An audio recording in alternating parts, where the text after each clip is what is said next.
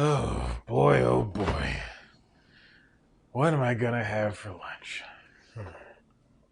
Oh, hey, I didn't see you there. I'm just getting back from my production job where I work in production as a grip or a PA or something. I don't know, whichever's funnier. Yeah, working in production during the pandemic is still kind of crazy. I mean, it was great when we started back because we were all making money again. But then, it's been up and down with this new waves of COVID and the coronavirus and whatnot. It's just not been good. It's crazy. I have to wear like 6 or 7 masks when I go to work, and quite frankly, I never wear any mask because I'm amazing and never get sick. Anyway, just came back for lunch, and then I gotta go back because it's still tricky working in production in COVID, television and movie film production. So anyway, that's what this episode of News Time is about, and I'm gonna get right back to lunch. Ooh, raw bacon. It's news time. Delivering to you the news you didn't know about, the news you didn't care about, and the news you didn't know you cared about. With host, Chad White. Now, here's that host, Chad White.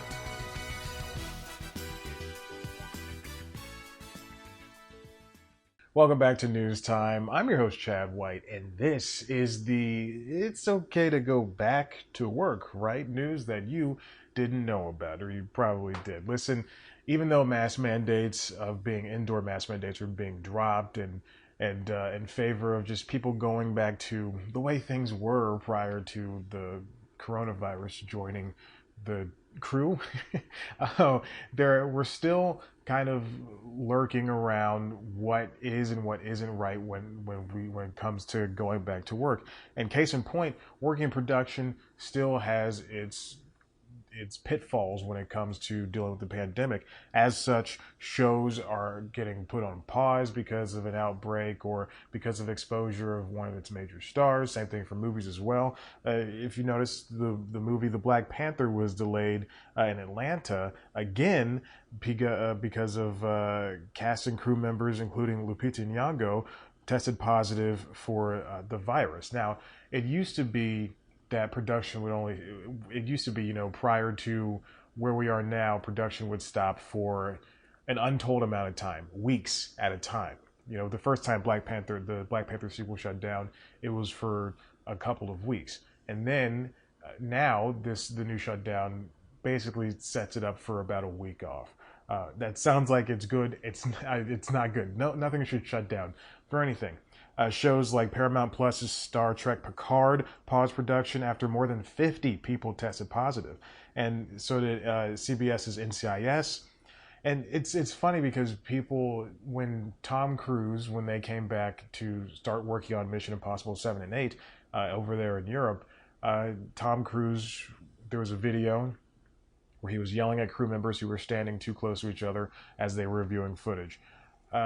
Listen, you shouldn't yell at people, but he's right. At a time when there were jobs that weren't being done, when productions couldn't hire that many crew members and people just weren't working, that job could have gone to somebody else who would follow protocols. And he's correct. If those 2 people or 3 people had contracted the virus, then they would have to shut down for a long time, and people would have to go without working. And so while people may not condone yelling at crew members, then the fact is, I mean, it kind of had to be done if they didn't understand it.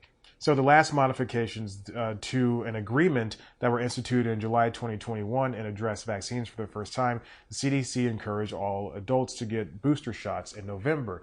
And that really did help ratify the new way of working in production and highlight safety measures for crew members and protocols. And as things are opening back up, we're learning more and more of how to work when it comes to production and the pandemic.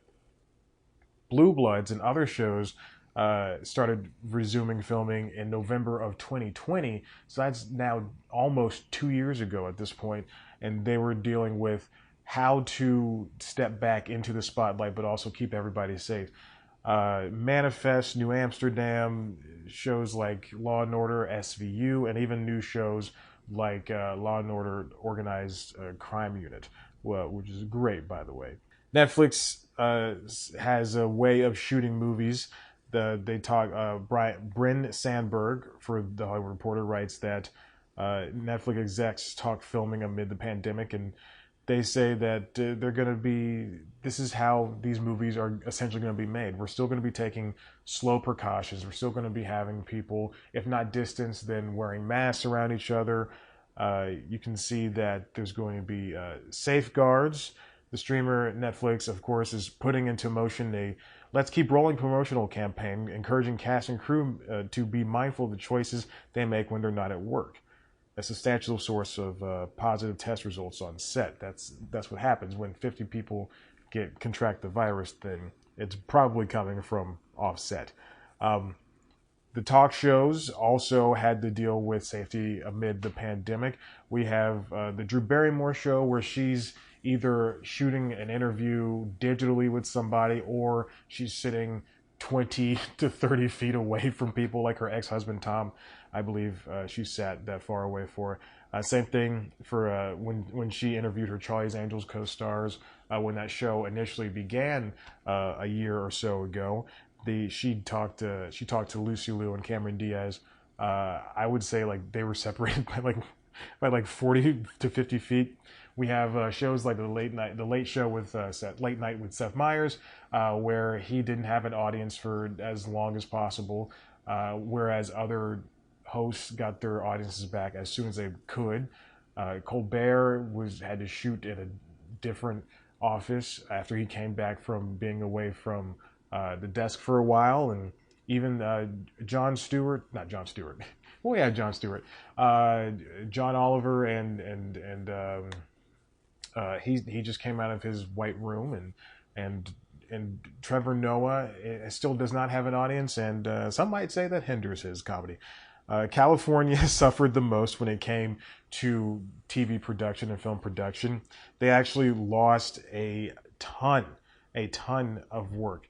Let's say about 159. This chart says 159 locales were used, and 159 shows were used rather in 2020, and in 2021 there was only 97 shows came back, and that's a change of about 39%.